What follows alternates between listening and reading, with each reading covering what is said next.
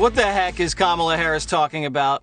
The VP mocked for how she was trying to sell Biden's Green New Agenda to coal miners in West Virginia.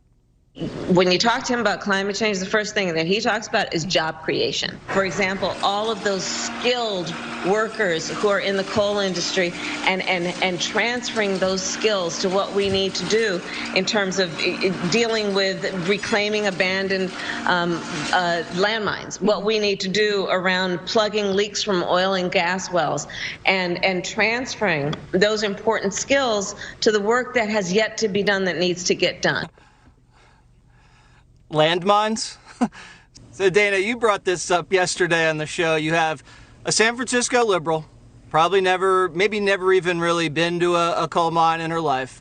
She's deployed to West Virginia to lean on Joe Manchin to whip his vote and sticks her Converse in his mouth, in her mouth, and just antagonizes everybody there. I mean, is she an asset now, or you might have to bring her back to train her? You are the message, right? And if you remember that, like who you send to do these kinds of things matters. Is there nobody else in the Biden cabinet or on his team that could have gone to West Virginia to do this?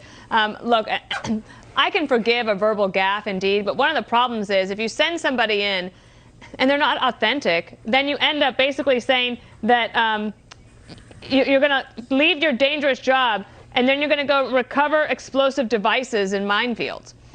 And so I can see why everyone is kind of having a little chuckle about this. But oh my God. Joe Manchin is now one of the most powerful members in the United States Senate. And he knows it. And they know it. So that's why they tried this ploy. It backfired. We'll see what happens from here. But he knows now that he can pretty much ask for whatever he wants. Look, here, I'm going to defend her just a little bit. I'm assuming in good faith that she meant lands where non-operational mines are, and she just kind of casually screwed up. Yeah. Not actual land mines, but land where there were mines. But still, okay, so forgive her that. She does these things in a very casual, non-serious way to suggest people, also to a country that runs on coal and gas. It's not just, let's not forget, it's not just about the workers in coal and gas. It's all the workers and families who rely on natural gas and coal. But the idea of reclaiming old mines is job creation to coal miners is stupid. That is the equivalent of telling a doctor to become a mortician. Just because they work with the human body doesn't mean the skills are transferable, right? You can't just go up to people and go, oh, reclaim a mine, make solar panels. Have you considered interpretive dance? You can say this with such casualness because who said this? Katie or Dana? I can't remember. You're divorced from the consequences, right? That's the largest problem with progressives and liberals. They're divorced from all their consequences because their suggestions always have consequences, and then they just run away and leave. Katie Pavlich?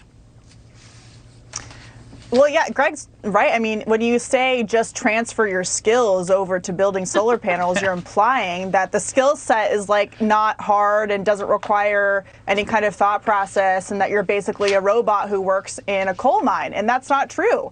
It requires lots of engineering, lots of hard work, lots of skills, thinking quick on your feet, safety protocols. I mean, there's all kinds of stuff that goes into mining. And when you just say, oh, just quit your job, get paid half the money, and just transfer it to something that might be easier for you and better for the environment when it's actually not better for the environment, it's pretty insulting. But on the vice president, this is the reason why Kamala Harris had to drop out of the Democratic primary before the first voting started, because she just has nothing, like she's not a principled person. She's very superficial. She just says whatever she has to get through whatever Democratic talking point they're pushing for the day.